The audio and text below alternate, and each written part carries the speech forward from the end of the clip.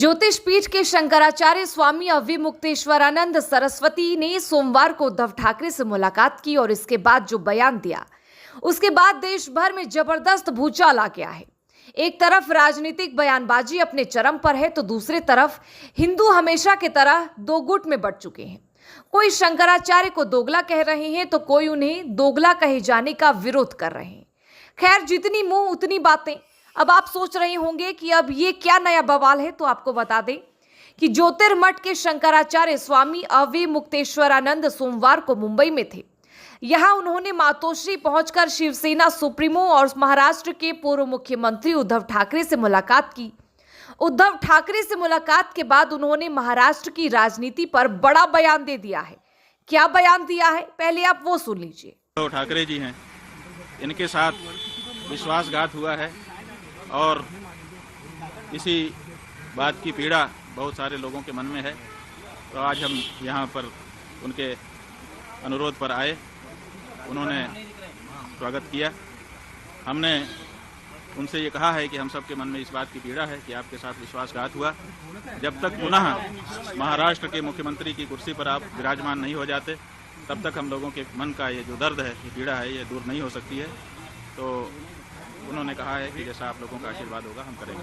महाराज जी, लेकिन हिंदुत्व की बात कर रहे हैं कि जो विश्वासघात की बात कर रहे हैं, ठाकरे से निकला, वो कहते हैं कि हिंदुत्व हमारा हिंदुत्व है। बीजेपी कहती है कि हमारे साथ विश्वासघात हुआ है। देखिए, किसका हिंदुत्व असली है तो ये जानना पड़ेगा कि जो विश्वासघात करे वो हिंदू नहीं हो सकता है। जो विश्वासघात सह ले वो तो हिंदू होगा, क्योंकि उसके साथ विश्वासघात हुआ है।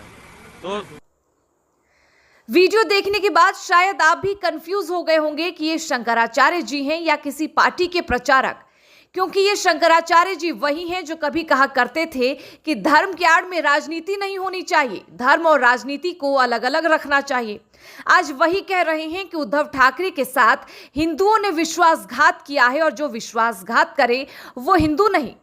स्वामी अविमुक्तेश्वरानंद जी कह रहे हैं कि जब तक उद्धव ठाकरे फिर से मुख्यमंत्री नहीं बन जाते, उनकी पीड़ा शांत नहीं होगी। आखिर ये कैसी पीड़ा है जो दो साधु संतों की हत्या पर नहीं होती है, स्टालिन के बेटे सनातन को मच्छर और मलेरिया बोले तब नहीं होती है, राहुल गांधी ने हिंदुओं को हिंसक कहा तब भी ये पीड़ा नहीं होती है, हिंदुओं की घटती जनसंख्या पर भी उन्हें कोई चिंता नहीं होती है, हिंदुओं के धर्म परिवर्तन पर भी कोई बयान, कोई चिंता नहीं।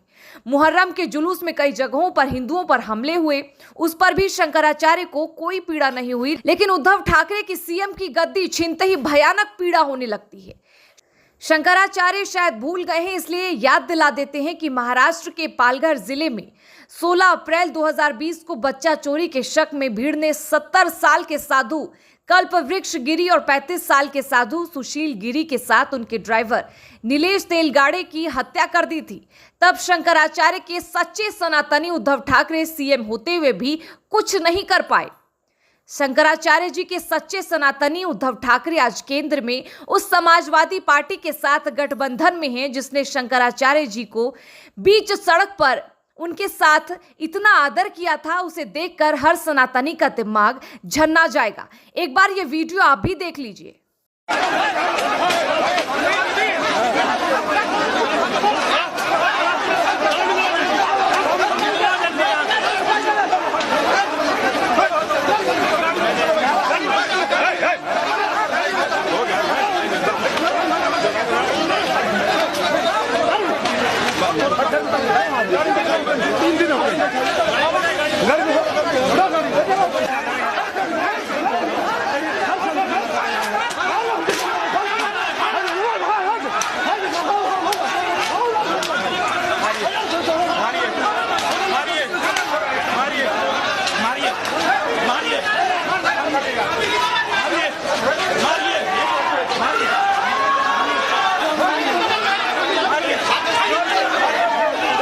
जी के सच्चे सनातनी उद्धव ठाकरे जो हिंदुओं के मसीहा हैं, फिर उनके रैली में इस्लामिक झंडा का क्या मायने हो सकता है।